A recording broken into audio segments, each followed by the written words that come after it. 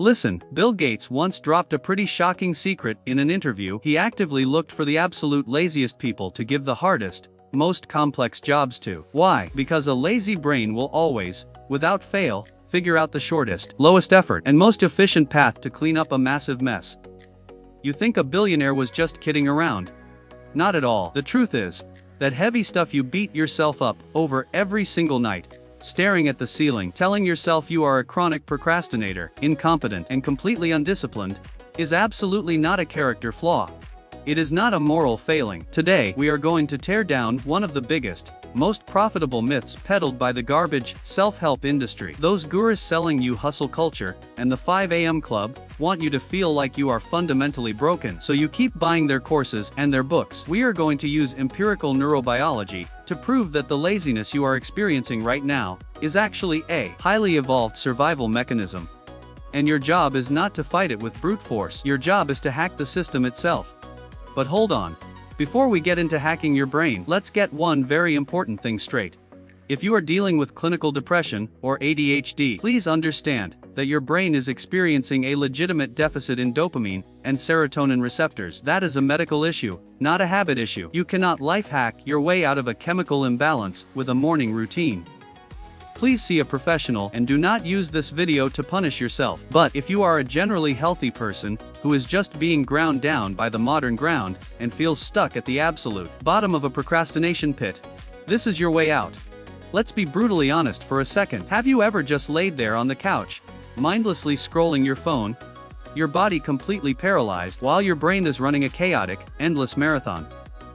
You are laying there thinking, I still haven't finished that report. How am I going to pay rent this month? People my age are advancing so fast, buying houses, getting married. And why am I so hopelessly behind? You aren't working, but you certainly aren't resting, either. True laziness is when you can chill out, sip a beer, and do absolutely nothing without a single care in the world. What you are actually experiencing right now is something science has a clinical name for: cognitive overload paralysis.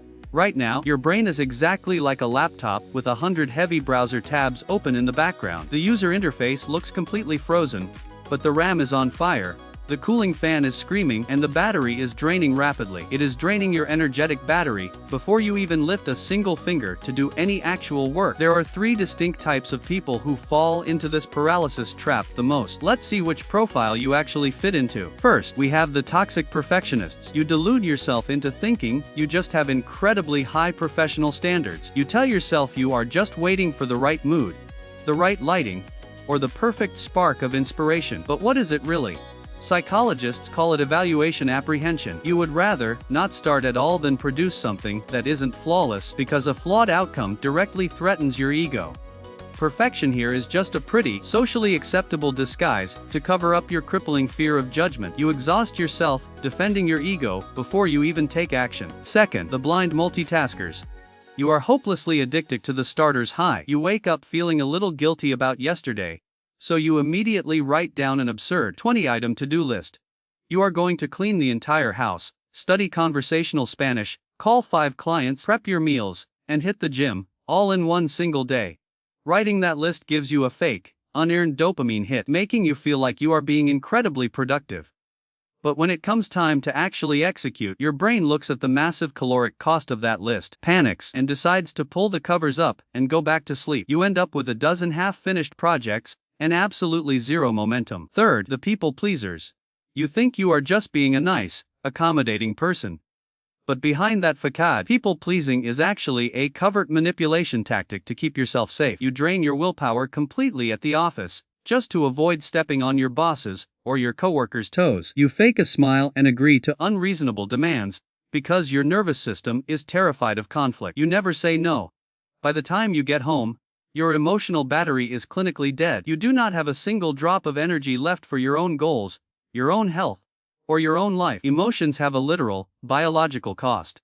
Every time you procrastinate, overthink, or people please, you are paying for it with your own cognitive bandwidth. And then, after all that invisible, exhausting drain, you stand in front of the mirror, look at your lack of progress, and slap a lazy label on your own forehead. Social media is constantly bombarding you with the same toxic, high-energy advice: just be disciplined. Grind harder. Use your iron willpower to push through the pain. That advice is basically criminal. Never, ever rely on motivation and willpower. They are fair weather friends. They are traitors that will abandon you the second you are tired, hungry, or slightly stressed. Willpower is not a muscle you can just magically flex whenever you want. It is a finite resource. It is exactly like a health bar in a video game. It depletes after every single decision you make during the day. What to wear, what to eat for breakfast, how to respond to a passive-aggressive email, it all drains the bar. This is called decision fatigue. By 8 o'clock at night, your willpower health bar is sitting at 1%, and you honestly expect to jump up, hit the gym, and study a foreign language for 2 hours. You are delusional. Let's look at our hardware. The Homo sapiens brain was programmed hundreds of thousands of years ago, in the Stone Age, with one ultimate, overriding goal: conserve energy to survive dangerous, life-threatening predators. We are running ancient hunter-gatherer software on a modern, hyper-connected hardware system.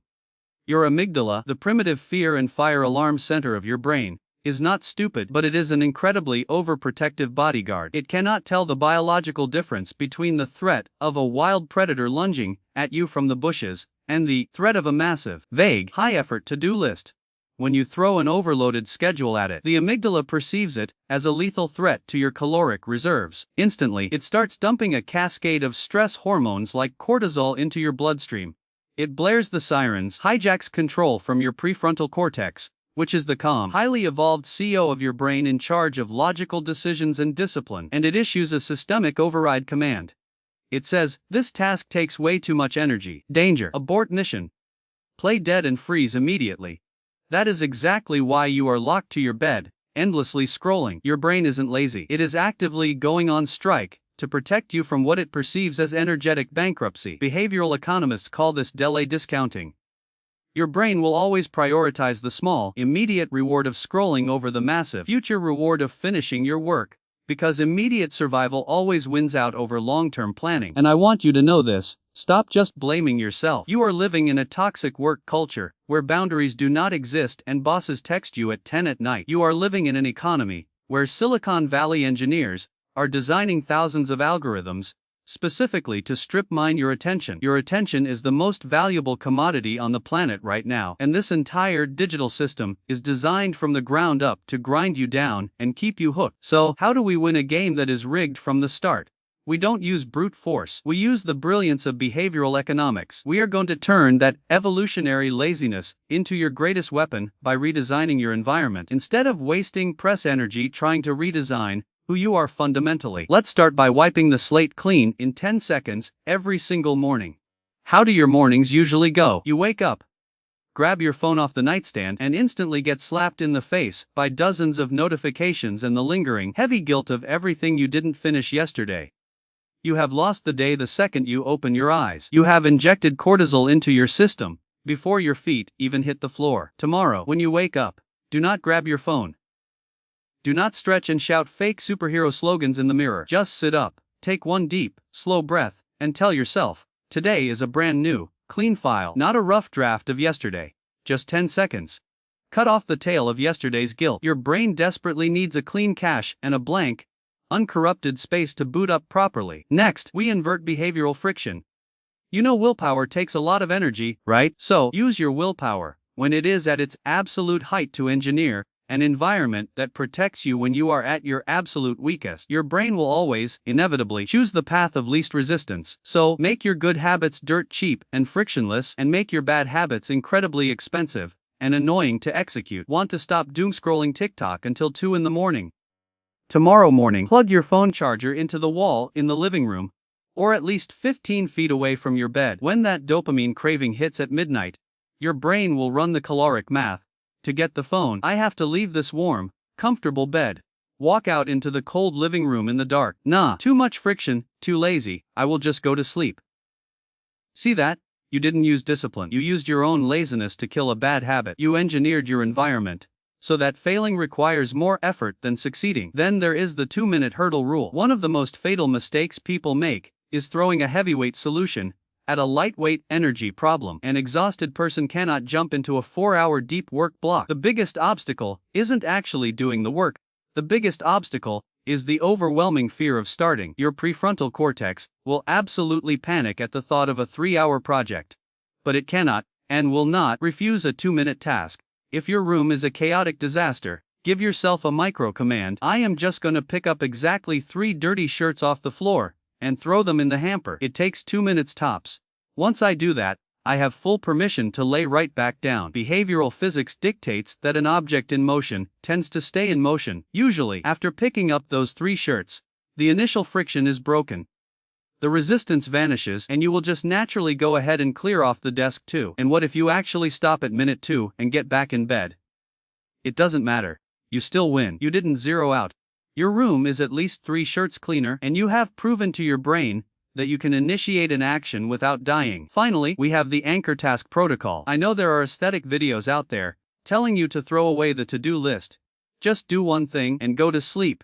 That is privileged advice for dreamers who do not have bills to pay, demanding bosses, or kids to feed. The reality is, adult life is full of mandatory, draining chores. But here is the secret: pick exactly one anchor task. This is the single, needle-moving task that serves your own personal growth. Writing 1 page of your book, studying a new skill for 30 minutes, or sending out 1 new resume. Prioritize doing that first. Protect that task with your life. After you finish the anchor task, you can go pay the bills, clean the house, and wash the dishes. But remember, those chores are just survival maintenance. They are not the measure of your worth as a human being. By securing your anchor task, no matter how terrible or chaotic the rest of the day gets, you are still actively moving forward. Stop trying to become a perfect, relentless machine running on iron discipline. We are not robots. Sustainable, life-altering change doesn't come from painful forced effort or screaming at yourself in the mirror. It comes from ruthlessly cleaning up your environment so that doing the right thing becomes so smooth and frictionless that your brain doesn't even bother putting up a fight. You can keep cussing yourself out for being a lazy failure if you want to, but wake up and realize who is actually profiting off your paralysis. Your cognitive bandwidth, your attention, and your mental energy is being actively mined by massive tech companies and turned into ad revenue flowing right into their pockets. Your life, your goals, and your potential are being valued way too cheaply by every single swipe on a screen. Tonight, you have a choice to make. Are you going to let your primitive, evolutionary brain keep you locked in a dark prison of self-blame? Or are you going to stand up, reclaim your bandwidth, and reset the entire system using the 2-minute rule? It is time to close that heavy background tab running in your head. Take a hard look at your daily routine. Figure out what ridiculous, energy-draining habit has been eating up most of your bandwidth lately and start building the friction to stop it. We are going to crack the code on this together, one micro step at a time. Stay sharp, stay practical, and cut the nonsense.